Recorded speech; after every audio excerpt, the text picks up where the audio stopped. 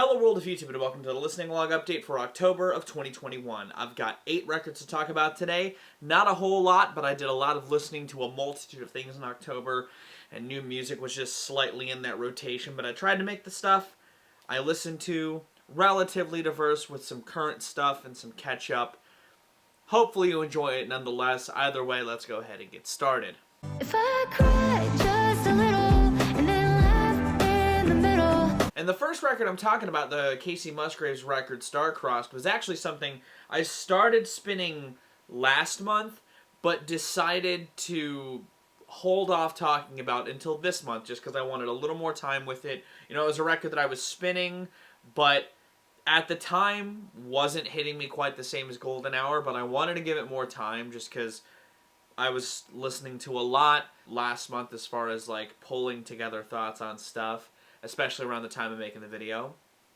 But the weird thing is, keeping it in my rotation for another month didn't really do much to shape my opinion in any other different direction, which is kind of upsetting, because my jumping on point to Kacey Musgraves was her last record, Golden Hour, a record that I saw getting a lot of critical praise that I, to a lesser degree, kind of agreed with. And I was pretty amped to see how she'd tackle the particular subject matter she was going through, while I wasn't as invested in her separation with Rustin Kelly as, say, like, Mark from Spectrum Pulse was, because he follows country music far more intimately than I do.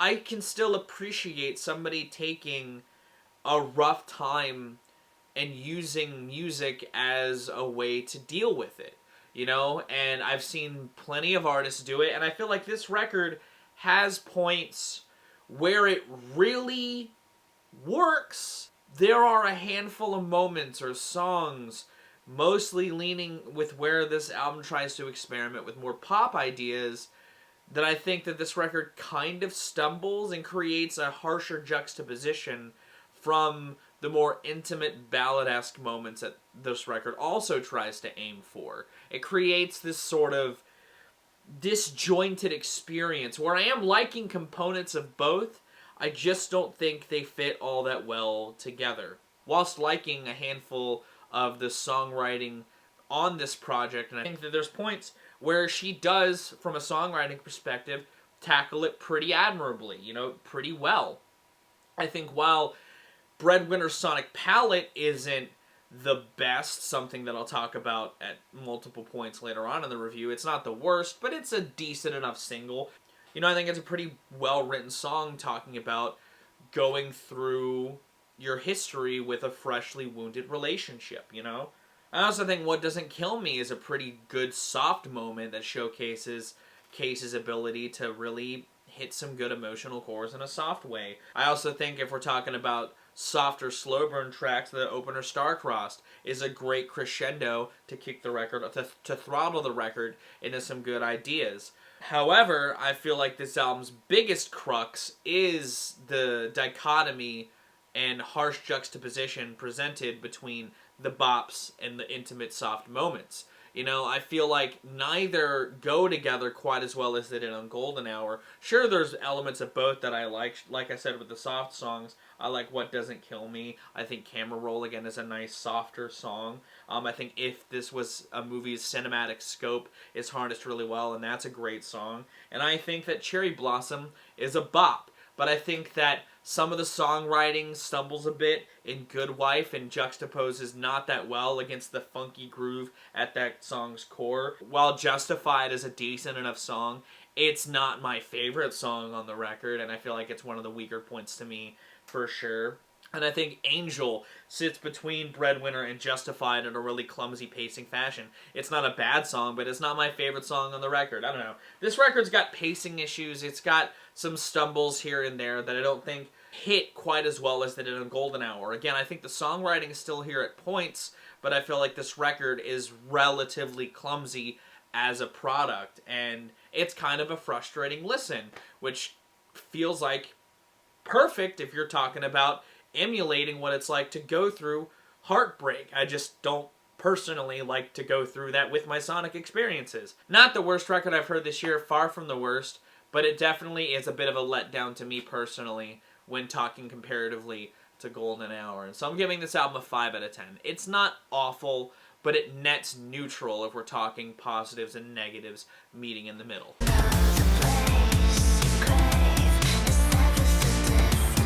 You know, when I went to visit John and Hannah in North Carolina, John was swept up in Magdalena Bay's Mecurial world. If you've seen his review, you know he's given it high praise. And he played it while we were hanging out, and it was nice to listen to in a group setting, to get washed in the synths and to dance with the hooks and just have a great time with your friends with it, you know? But listening to it in my own personal setting brought me even more fruits of labor, because one of the things I really appreciate about this record is how well it juggles hodgepodge nostalgia, because this record's pulling roots from a myriad of different realms in a similar vein, but pulling them together in a way that just works, by and large. It's not my favorite record of the year, but it's up there for, like, one of the best I've heard. As far as an album experience, it's up there for one of the best, for sure. Because the album ebbs and flows across each track so incredibly well. Even though they'll do these sort of tonal shifts in a subtle way, they'll go from the noisy, modern pop twist of 80s synth and Mecurial world into the more indie pop styled Dawning of the Season, with its dark, moody chorus. You know, the cooing vocals on this thing, I really enjoy across the board. I don't think it always works on a respective track, but by and large, they hit pretty well on this record. You know, Secret's Your Fire is a colossal bop. The G-Funk synth and the actual saxophone coming in is incredible. Easily one of my favorite songs of the year. The noise pop fueled You Lose with its bit chip style synths. You know I love that shit, and they do it so very well. Hell, that track kind of feels like a 2010s 1979 in the weirdest way possible, and I'm here for it. I think Halfway's crescendo is beautiful, and by and large this record hits in a way that I really enjoy. You know, while it's definitely tapping into a vein, you can see inspirations from a lot of vaporwave stuff, especially with its utilization of 80s nostalgia. You know, definite M83 worship and parts of that. But I think that they juggle in a little bit of noise pop worship a la Sleigh Bells. You know, they add in some Bit Crush stuff a la Anamanaguchi. You know, they throw in a little bit of that 2000s worship that's been going on a la Rina Sawayama, and some of that reinventions of 70s nostalgia a la Dua Lipa and Lady Gaga throwing in there. You know, this thing's juggling a lot of balls in the pop realm, but I think it's holding on to them pretty well and presenting a really nice experience. I'm giving it a 9 out of 10. It's a fantastic record that I feel like stands as a great experience in a year where there have been some good initial impressions, but the last hasn't been as good as I was hoping. I think Magdalena Bay is going to be one of those records for me that I will come back to in later years and just enjoy the experience that it takes you through.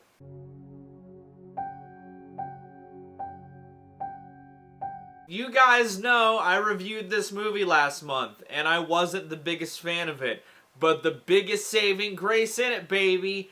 John Carpenter, Cody Carpenter, Daniel Davies, and their gothic overtoned monster themes that coat the Halloween Kills soundtrack. You know, just the production on the piano alone gives it this crackled old feel that feels like it's trying to pay homage to monster movies of the 40s. You know, the gothic choir that creeps in on the theme song, or that comes in on the crescendos and the chords in Standoff. You know, the fact that they get to remix the 70s sound in tracks like First Attack, and they do it so well. The synth choice in this record is fantastic. You guys know, I love John Carpenter. I think he's one of the GOATs as far as synth music is considered. I really enjoy his ability to create atmosphere. And I feel like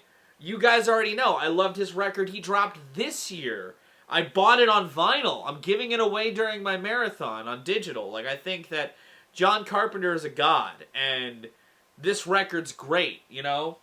You know, there's some moments that I don't think completely work. Like, I think From the Fire's kind of just stringent, beefy guitars. Like, they're trying to do something horror adjacent, but it doesn't hit for me. I think there's some tracks that try to go for dramatic sadness, and it doesn't quite hit in the same cheesy way that the monster horror stuff does at some points. You know, it is trying to build tension throughout in some aspects that I think works and doesn't, but by and large, this is a great soundtrack. It's a good companion to a movie that is not quite as good as the soundtrack.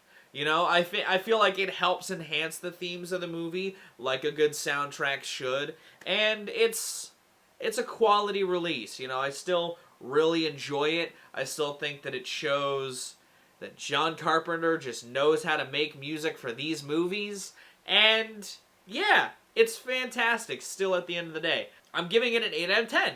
I'm sitting at the 8, guys. I like this record. I think it's very good.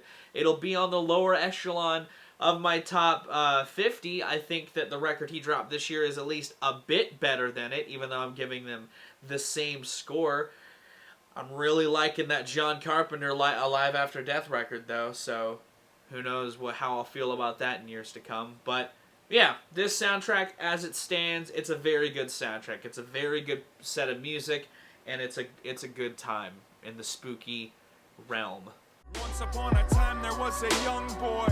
He grew up on the banks of the Mississippi. Another year is here, which means we have another Atmosphere record, apparently, because Slug and Ant just are throttling through this era of their career of creativity with records that pick a theme and just stick to it. And I think it's turned out some of their more interesting releases sonically in their career. In this whole era, since I started doing the listening logs that I've been really diving back into Atmosphere's music, I haven't hated what I've heard. You know, I think he's got some that are better than others, but it's net positive in my opinion. And Word, while I don't like it as much as The Day Before Halloween, I think it's another great notch in this duo's belt. You know, the whole style this time seems a little looser. It's more about just abstract presentation, lo-fi presentation. You know, there's some certified vibes on here for sure. But the record itself doesn't lose a lot of that lyrical rapping density that's coded some of these recent records, or at least a commitment to sticking to the tone as far as the album is loose in concept, so let's just have bars that have similar, that tap into that abstractness very well. You know, sure, there's tracks with thematics like on Crumbs, or Clocked especially, talking about the ambiguity of people. Barcade seemingly sticks to its theme, if only because both guests are fucking great at doing so. And this record, production-wise, sees Ant still producing some pretty dynamic beats. This album isn't afraid to get comfortable, you know, 2000s nostalgia is a thing. Since Atmosphere is in its dad era creatively, why not tap into some of that nostalgia with tracks like Crumbs and Clocked? Vanish's brief style really harkens back to an era of Atmosphere that I'm really happy to see representation of. And Barcade's haunting beat is so damn good, especially, and fits especially given the people on the track itself. A$AP Rock has been in this sort of mystical realm given his last couple of releases, and MF Doom had been dead for almost a year prior to this record's release. And it's insane. This record is unbelievably solid. Not to sound shocked about it, I'm just glad that Slug and Ant are creating really solid records to me. I think that this is a 7 out of 10 experience. You know, I think Slug and Ant they understand a groove right now that I'm happy to see as far as rappers that I enjoy being consistent. You know, I've seen so many rappers that I enjoy not have this level of consistency and quality to match that quantity, but Atmosphere are, in my opinion. When I'm reading what you typing is like you really hooked on phonics. Fucking up phonics. Message coming through like you really want it. Case in point, Kansas City rapper Tech-9 dropped his 24th album in October, Asinine, a record that is a follow-up to Enter Fear, a record that I was also underwhelmed by, and it sees Tech-9 doing some weird shit, because on this project, that energy that Tech-9's known for is still present. You know, he's still spinning these chopper flows with subjects that really only Tech-9 can understand at this point. He's still preaching that I'm an outcast, I'm an outsider vibe, but his whole division he's set between are keyboard bloggers once again, and trying to humble brag, and people getting sick of him just flaunting his wealth. Like, Tech, that's so hyper-specific in a way that just really pulls me out of the listening experience, man. On top of that, handfuls of these tracks just feel like they're made for an amusement park. I mean, the first run alone of The Herder through Face Off feel like tracks that you would hear waiting in line at, like, Universal Studios. I mean, it doesn't help that The Rock himself is on Face Off, a track that is, like, textbook era of hip-hop I have zero interest in. Like, I used to really enjoy Chopper-style, energetic rap stuff, and I still feel like it has a place in hip-hop, but Tech-9's found a way to just make it the least interesting thing I could listen to, and a lot of this record is the epitome of that. Like, I don't hate some of the ideas on here. I feel like there's moments like on I Don't Fit and Take Your Halo where it feels like he's trying to channel aspects of his sound that I think are interesting, the way he uses dramatics and gravitas. I just feel like on this record, not only does he have that stuff and the stuff that makes it feel like a theme park attraction, he has stuff that feels like it's trying to be so trendy it hurts, which I feel like is indicative of a lot of what's going on with Tech from a professional side, because a handful of his acts recently have been leaving his label, and it's seemingly that bitterness that he could feel in that instance is coming out in some of the lyrics on here as well, and it just paints this tone that isn't enjoyable to listen to either. So a lot of this record, it feels like is going against itself in a way that no other Tech-9 record has, which is kind of interesting. As a guy who's been a fan of his since fucking 2007, 2006, at this point, as a person who doesn't consider himself a diehard fan anymore, just look in awe at what Tech-9 is pursuing now at this time in his life. You know, I don't really like this thing. I don't think it's all that fun to listen to. While you can look at this record as sort of a reflection of where Tech-9 is at, I just don't think that this album works. It doesn't click. It all kind of conflicts in a way that the new Kacey Musgraves record did, honestly, which is a weird parallel to draw, but I get the same sort of conflict listening to this project that I do listening to that one.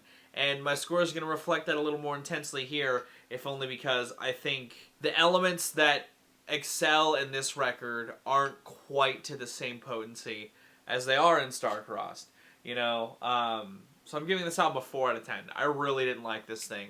I thought that it had pockets of, you know, comfort in the form of stuff I would typically go to Tech-9 for, but that's few and far between the levels of cringe that pop up in some of the verses, whether it's tracks like No CMs or Face Off. You know, even a track like Clydesdale that I would typically enjoy, you know, Tech-9 and E40 linking up, it just didn't work for me. I didn't really like the song that much, you know? Even in the case of the song What Rhymes with Threat'll Kill Ya, a title that apparently is not an actual sentence that's sayable in the English language, that sort of energetic horrorcore adjacent style just feels tacky and tacked on, like another stop on the theme park ride of Tech-9 that just didn't wow me. It just felt too sterile and devoid of character. I don't know.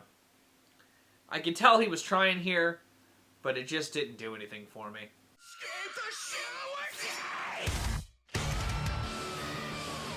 In a case of another record feeling like a theme park attraction album experience, the newest Ice Nine Kills record, Welcome to Horrorwood, The Silver Scream 2, a sequel to my gateway into this group, The Silver Scream, which came out in 2018, that I thought was a great love letter to horror in the form of a metal record. Something that I thought was a charming gimmick that I think lived up to its gimmick incredibly well. And while there's pockets of that for sure still in Welcome to Horrorwood, I feel like there's a shift in focus that pulls me out of the experience to some degree, but not to the point that I was hating it as far as listening to the sound was considered. It still had a lot of the razzle and dazzle that brought me in the first time. There's some really good beefy guitars for the breakdowns, the drums hit, the vocals have this clarity to them that sounds really good in a nice pair of headphones.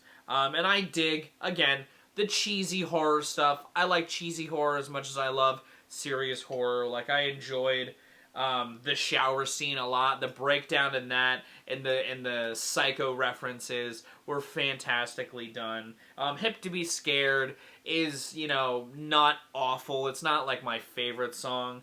I'm more of a fan of Take Your Pick or The Box if we're talking about collaborations on this record. But I feel like by and large this record hits in a similar way to the Silver Scream, if not a little lesser so, which is fitting. It's a sequel to a horror movie, and while I was working on a list this past October that didn't come together, didn't finalize on horror sequels, I will say there is a metric ton of sequels that don't hit. So it's miraculous in the realm of horror that a sequel like this would hit at all, but it does, and it's successful in its approach. Again, I think that it feels a little longer in the tooth than the Silver Scream. I feel like it doesn't quite have the same cohesion that record did, but I still like what's here, and what shines and what excels in a way that I feel like is tangential. I'm feeling a 7 on this record. I think it's solid. I don't think it's anything that excels above its predecessor, but I think that it's still worth your time if you're wanting some good Halloween metal music to throw into your playlist. I could see some songs from here ending up on a playlist like that and just really sinking somebody into the season further. And if it can accomplish that for you, then I think it's a successful record in any regard.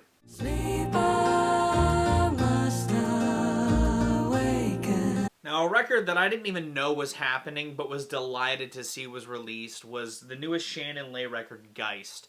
A singer-songwriter who really drew me into her last release, August, that still sits in my regular rotation if I want some cold, intimate feeling acoustic music. Even if I was hoping for more going into August, I have held on to that record pretty heavily since its release. And what I like about Geist is it harnesses a bit more of that grandeur in pockets thanks to some beautiful string arrangements.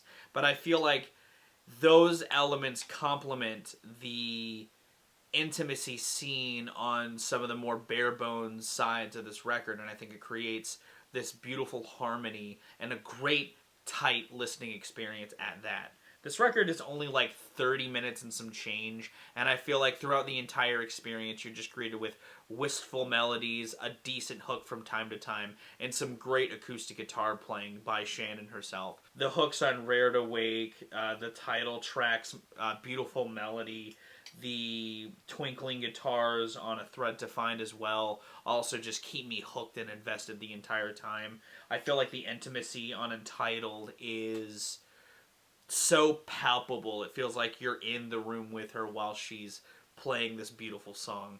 I think that this is a great release, especially for the time of year that it is. We're shifting into those colder months, and I feel like if you want something to embrace sonically during this time of year, you could find some comfort in Geist, and I think that it is a really well-constructed record that I'm going to be giving an 8 out of 10. I think that it's a fantastic release by Shannon. I almost would love to see more of what she teased more of on this record from the last record, and the use of grandeur.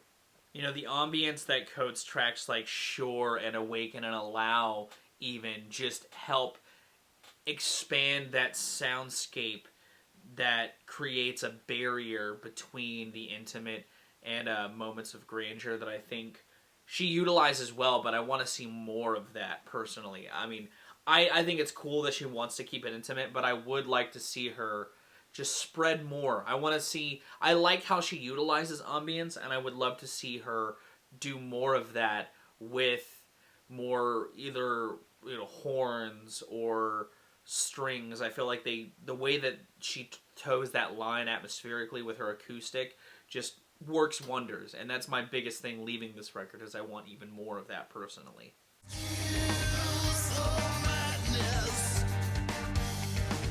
And the last record I checked out this month, one of my favorite bands, you guys know if you've been following the channel for a while, Mastodon dropped their newest album, Hushed and Grim, something that I became immediately excited for because I've been a big defender of Emperor of Sand since it came out. I think it's a fantastic record that saw them harnessing a lot of what worked for their cleaner stuff and melded it perfectly with their more aggressive roots. I feel like the pain and anguish in the concept came across beautifully, and I think a lot of the writing in general was just really strong on that record, and given what the band has been going through, I have been really wondering where they would take their songwriting and their sound. And with Hushed and Grim, we see Mastodon embracing aspects of their roots a little more intensely than they had ever really let on before, while continuing to forge on in their own idiosyncratic realm. They're embracing new ideas all around this grim feel. Tracks like The Crux and Skeleton of Splendor, the single Pushing the Tides, obviously, Gobblers of Dregs, all have these sort of Mastodon feels, whether they're thrusting more towards Crack the Sky offshoots or Emperor of Sand offshoots. They're doing a good job of continuing to craft these gritty, heavy songs that have great musicianship, some killer solo work on those tracks. The drums on this record in general are fantastic. I mean, hell, the album itself opens with some just great drums on Pain with an Anchor. A track that embodies some of the issues I have with the record as a whole, but nevertheless is a great track in its own regard. I feel like The Eminence of Death feels even more of a focal point, but it's understandable. The band are clearly still in a dark place.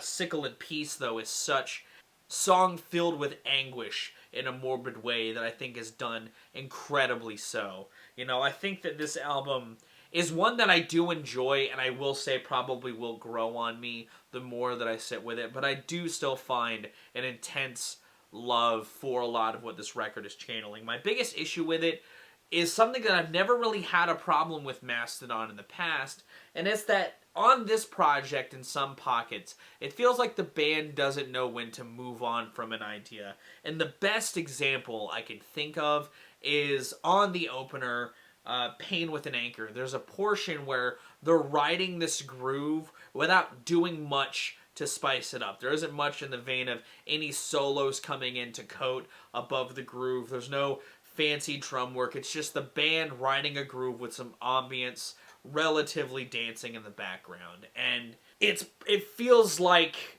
prog interludes. It's not even prog wank. It's just prog fill time. And there's pockets of the record where it feels like that. Granted, on a lot of it, if they do have the ideas to throw in a solo more often or not.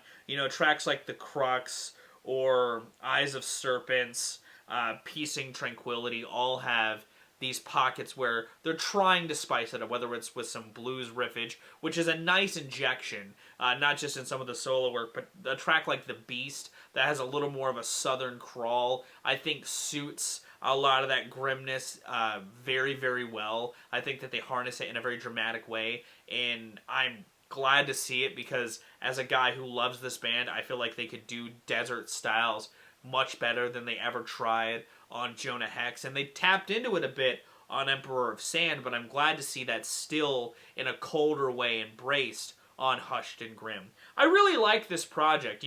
Tracks like Dagger with its lurching crawl add to that as well. There's a bit of theatricality to aspects of this record that I feel like set it a little adjacent as a Mastodon project. It's a different type of outcome, but I'm still walking away from it net very positive. There's more detractors for me personally with it, but I wouldn't count it as one of their worst. It's just one of their more odder deviations, which is nice to see Mastodon do.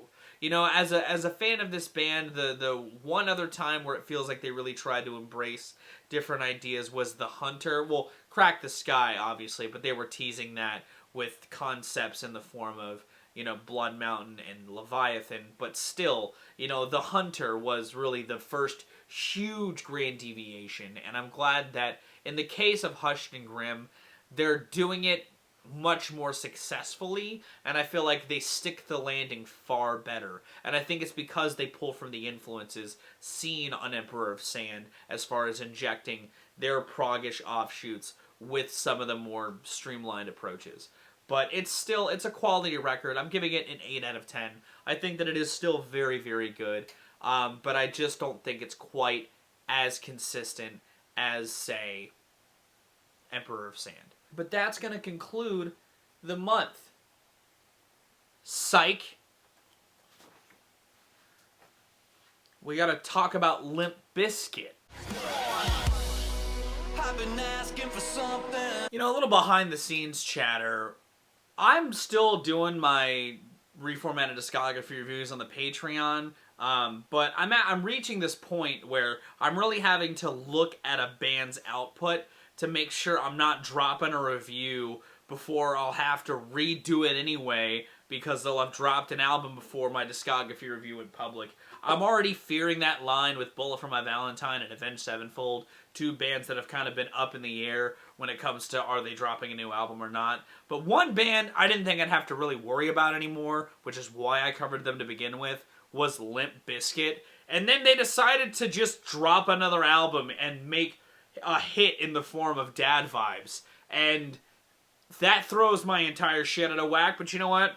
That's fine. I'll talk about Limp Bizkit for a little while. Limp Bizkit, Jacksonville nu metal band. I did a discography review on them. There's a reformatted discography review on that's been on the Patreon for months now that I'll have to redo. A band that is the butt of a lot of jokes when it comes to music. A band that are viewed as the true villains of music, whether because it's just not good in the eyes of a lot of people thanks to Fred Durst, or those that spit on the rap metal genre in general. There's a lot to poke fun at when it comes to Limp Bizkit, and they have kind of leaned into that here and there, but with Still Sucks, with the title obviously, they are trying to go fully meta as a band in a way that, again, they've teased here and there, but are just completely falling into it on here. And I am happy to see it, because one of the things I talk about in that review, the discography review,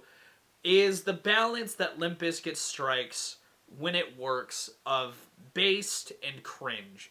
In reference to a meme that I saw on Instagram that went like 8 months ago at this point. In the case of a lot of what makes Limp Bizkit work is how well they strike that balance. It's not always the case, given my discography ranking, but in a lot of instances that is the case. And on Still Sucks, it feels like it would be harder to strike that balance because you are leaning into heavily the joke that you are Limp Bizkit, but in a Wes Craven, Kevin Williamson kind of way.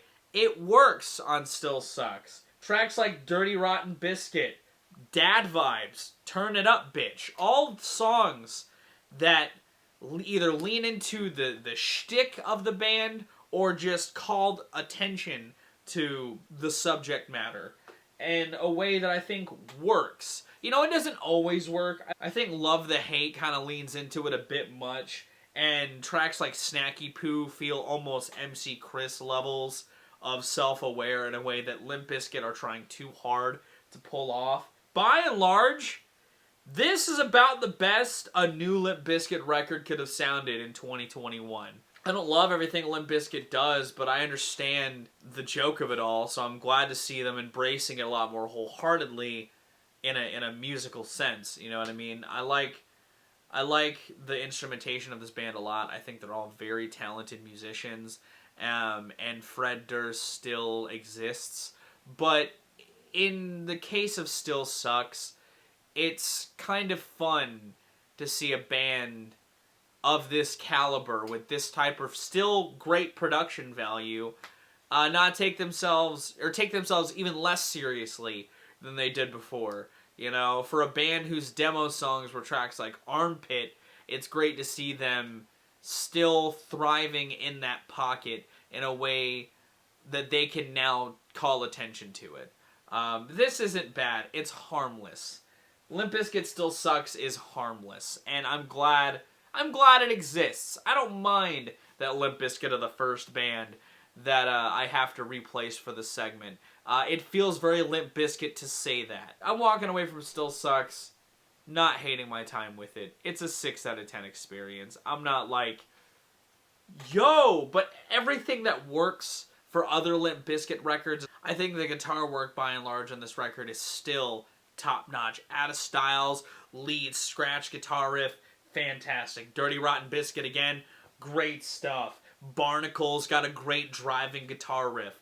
The beat choice on this record, I'd argue, is just as good as the beat choices that they had during Chocolate Starfish. I think Dad Vibes, I feel like that bass on Turn It Up, Bitch is one of the best bass lines Limp Bizkit's ever had in their catalog, you know? I feel like there's components of this that still excel, if not modernize Limp Bizkit in a way that I didn't think was conceivably possible. And for that, you get positive accolades alone. I stand by the 6. It's not that bad. And with that, we're actually going to go now. Thank you so much for watching. Did you like this review? Did you like what I had to say? Let me know in the comments down below. If you did like, be sure to give it a like. If you want to see more of my music, gaming, and general notary content, be sure to subscribe. Special thanks to my patrons if you want to join the ranks to get early access to content, exclusive content, or to help drive the community. It's linked in the description. I'm going to get out of here, though. I've been Viral Rack. You guys have good days, lives, and situations, and I'll see you another day.